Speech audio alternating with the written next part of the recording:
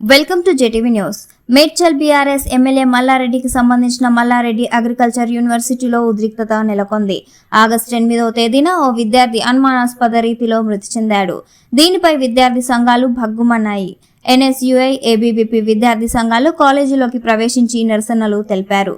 విద్యార్థి మరణంపై కాలేజీ యాజమాన్యం స్పందించాలని డిమాండ్ చేశారు. యూనివర్సిటీ ఫర్నిచర్, అద్దాలు ధ్వంసం చేశారు. క్లాసులను బంద్ చేసి విద్యార్థులతో కలిసి గ్రౌండ్లో బైఠాయించారు. విద్యార్థి తల్లిదండ్రులకు న్యాయం చేయాలని డిమాండ్ చేశారు. ఈ ఘటనపై పోలీసులు పూర్తి శైలిలో విచారణ చేపట్టాలని వారు కోరారు. దీంతో అక్కడ ఉద్రిక్తత నెలకొంది.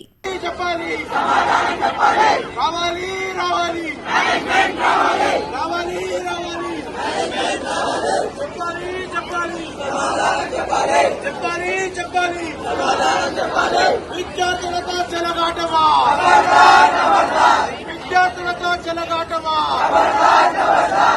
We want